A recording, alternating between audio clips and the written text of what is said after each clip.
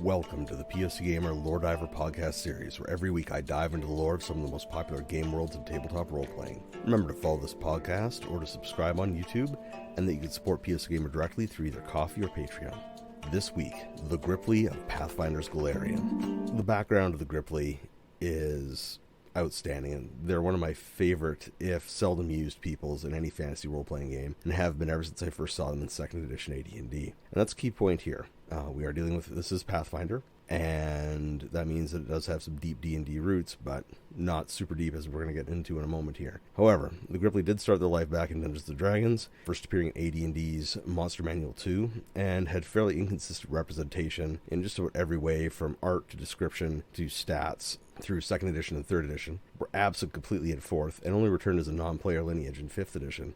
And that's pretty much all there is really about the Grippli. They were never expanded on or even really utilized particularly well in Dungeons & Dragons. However, they have had much better luck in Pathfinder's Golarion setting. And as Paizo was able to provide me with a copy of the Mwangi Expanse book for reviewing, the Grippli seemed like a natural point to kick off my dive into Pathfinder's Lost Omens era lore. In Pathfinder, the Grippli first appeared in 1st edition's Bestiary 2, and they were expanded on in that edition in the Inner Seas Races book, The Heroes of Golarion, and in the Blood of the Beast Player's Guide. Now that we've moved into the Lost Omens era, so the 2nd edition of Pathfinder, the Grippli have returned in the Mwangi Expanse book as an uncommon ancestry, and with a number of really great options to create a Grippli adventurer. And this is through their heritages and feats they could select as Grippli as they advance through levels, which are really cool. Now, making it from 1st to 2nd edition are things like their location, so where the Grippli are. And they're most common in the warmer parts of Garund, and rare to non-existent in the cooler Avestan. Interestingly, they're also present over in Golarion's Asian analog region, Tianjia. And since we're on, 1st and 2nd edition lore, something that I really love is that the lore established in the 1st edition is still entirely applicable. Unlike a lot of other games where you see a change in editions and a time movement, but everything remains relatively static and the same, not the case here. In the 1st edition, there was a big conflict happening with the Grippli. In Garund, they were being pushed westwards as they came into conflict with the Charu-Ka.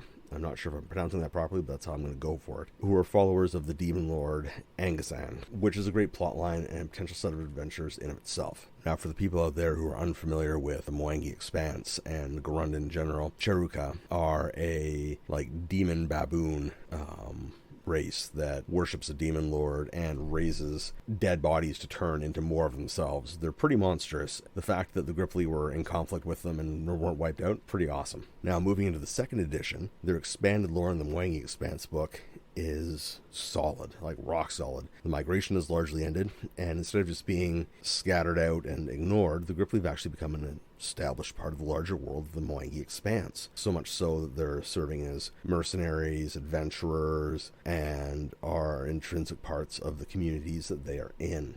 And as an added bonus, and, representation of the past, the danger posed by the Charu-Ka hasn't actually disappeared. They are still very much a threat, and it's definitely something to bring up. Talk about that more in the ideas section that's coming up. As a final point before going into the ideas section, the art for the Grippli in the Mwangi Expanse book is phenomenal. Not only is the quality high, it's also evocative. It makes you want to play them. Even, it's a little 2-foot, 3-foot high frog. You're lucky if you're hitting a meter tall. But you look at the pictures of them, you're like, yes, that's something that I want to play. And the effort that went into the conceptualization of a typical Grippli home is top-end world building. When you see the picture, you will immediately understand what I'm talking about. You'll look at that and just say, yes, that is absolutely the sort of home that a Grippli would live in. That's amazing. On to the idea section. There's so much going on with these adorable little frog folk that it is not even funny. Right away, the seamless flow of 1st edition lore into 2nd edition lore is phenomenal, and I don't really think any of that needs to be thrown away or even heavily modified. They did a really good job of not dipping too heavily into stereotypes or anything else like that, while at the same time creating a flavorful and interesting heritage and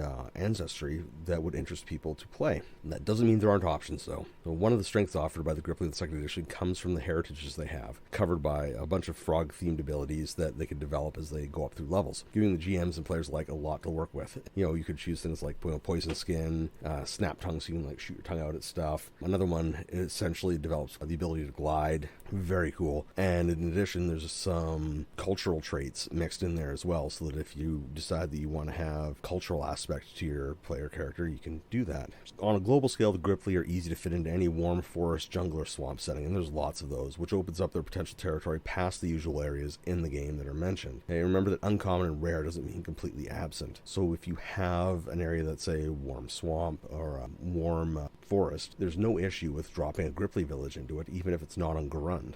Given that the Grippli have lost a lot of land and territory to them, as well as a history in the game of being very against evil spirits and demons, I would definitely play up the conflict they have with Chiruka, because it is a good plot, and good plots are often hard to come by. And before you wonder, how good could they possibly be at fighting, the Grippli in the Valashmai jungle, they fight and take down dinosaurs. That's right, little less than meter tall frog folk swarming down dinosaurs. They definitely have a chance at it, and it's a great way to introduce them as adventurers, experts, and all that sort of good stuff too. In my mind, given all this information, I honestly think the Grippli are likely going to be ambush and irregular warfare experts. That's their fighting style. They're not here to get into a stand-up fight. They're here to wear down your numbers with constant ambushes, poison arrows, and traps. And in all the environments that they prefer to live in, that makes them absolutely terrifying, because they cater completely to that style of fighting. Now, looking over them and their abilities in Pathfinder 2nd Edition, it's clear that a lot of care and attention went into it. They're an organic part of the world,